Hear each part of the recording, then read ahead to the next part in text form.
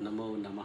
आज आपण श्री सिद्धांत शिखामणीतील भावलिंग स्थल पाहणार आहोत. क्रिया यथा लयं प्राप्ता तथा भावो अपि लियते यत्र तद्देशिकयुक्तं भावलिंगमिति स्फुटम. क्रिया ज्यामध्ये लीन होतात त्याला क्रियालिंग असे म्हणतात.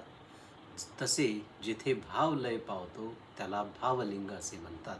म्हणजे यामध्ये भावाचा विलय केलेला असतो, असे ते भावलिंग, अशी त्याची परिभाषा देशिकांनी केलेली आहे.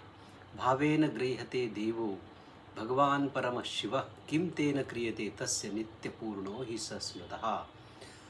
परमेश्वर निर्मल अंतःकरण वृत्तीच्या भावनेलाच प्राप्त होत असतो. त्यामुळे परमेश्वर नित्यपूर्ण नित्यतृप्त असल्यामुळे त्याला बाह्य क्रियाकलापाची आवश्यकता नसते.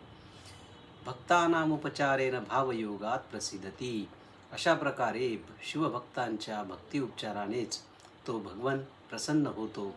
म्हणून भावलिंग हे क्रियालिंगापेक्षा श्रेष्ठ समजण्यात आलेले आहे.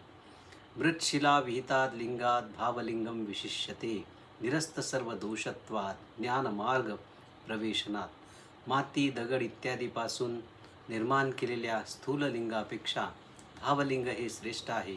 कारण भावलिंगास कुठल्याही प्रकारचा दोष नसून उलट त्यामुळे सद्भक्ताचा ज्ञानमार्ग प्रवेश हा निश्चित होतो. विहाय बाह्यलिंगाने चितलिंगम मनसी स्मरन पूजयेत भावपुष्पैर्यो भावलिंगीति कथ्यते. भावलिंगीची परिभाषा करत असताना आचार्य म्हणतात, माती आणि शिलेपासून तयार केलेल्या बाह्यलिंगाचे पूजन न करता जो हृदयकमलामध्ये चित्स्वरूप प्राणलिंगाचे स्मरण करतो त्यास भावलिंगी असे संबोधले जाते.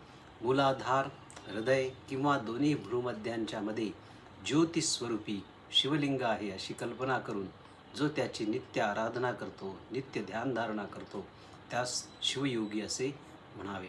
स्वानुभूती प्रमाणेन ज्योतिर्लिंगेन संयुतः शिलामृतदारुसंभूतं न लिंगम पूजयती असो.